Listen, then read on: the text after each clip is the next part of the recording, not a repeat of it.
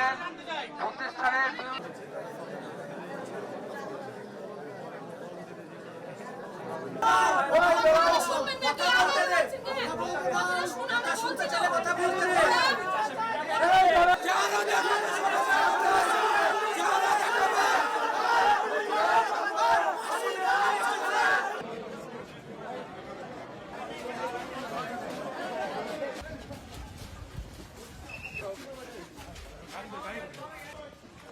উঠেন, এই গাড়িতেই উঠেন, আপাতত এই গাড়িতে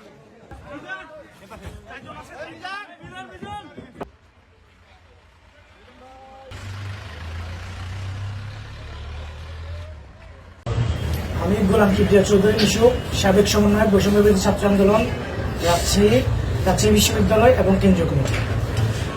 প্রিয় প্রিন্ট ইলেকট্রিক এবং ডিজিটাল মিডিয়ার সাংবাদিক ভাই বোনেরা, আসসালামু আলাইকুম।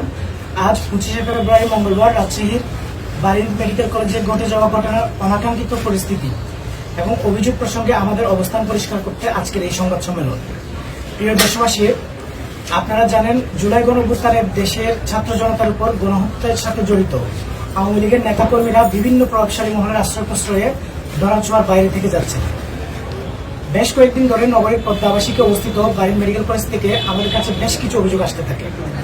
সেখানে আওয়ামী লীগের সাবেক পররাষ্ট্রমন্ত্রী শাহরিয়ার আলমের বাবা, যিনি শাহরিয়ার আলমের অবর্তমানে প্রতিষ্ঠানটির চেয়ারম্যানের দায়িত্ব পালন করছেন, তার আশ্রয়ে বেশ কয়েকজন আওয়ামী লীগের নেতাকর্মী সেখানে কর্মরত রয়েছেন।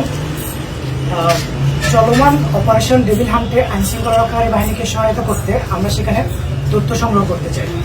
এই প্রক্রিয়ার অংশ হিসেবে প্রতিষ্ঠানটির সচিব ভারপ্রাপ্ত তাজুল ইসলাম রনির সাথে যোগাযোগ করে আমরা প্রতিষ্ঠানের প্রিন্সিপাল চেয়ারম্যানের সাথে আলোচনায় বসি। আলোচনার এক পর্যায়ে সেখানে কর্মরত বেশ কয়েকজন অফিস স্টাফ যারা আওয়ামী লীগের রাজনীতির সাথে জড়িত এবং স্থানীয় রাজনৈতিক নেতাকর্মীরা সেখানে ঢুকে পড়েন এবং আমাদের সাথে বাকবিতণ্ডা শুরু করেন। এর মধ্যে রুম এবং প্রতিষ্ঠানটির বাইরে মফ তৈরি করে আমাদেরকে আটকে ফেলা হয়। এই পরিস্থিতিতে আমরা পুলিশ, সেনাবাহিনী এবং অন্যান্য আইনশৃঙ্খলা রক্ষাকারী বাহিনীর ভাইদের সহায়তায় সেখান থেকে বের হই। এই ঘটনাকে ইস্যু করে ইচ্ছাকৃতভাবে আমাদের চাঁদাবাজ বানিয়ে সামাজিক যোগাযোগ মাধ্যমে প্রচার করা হয়, যা আমাদের দৃষ্টিগোচর হয়েছে।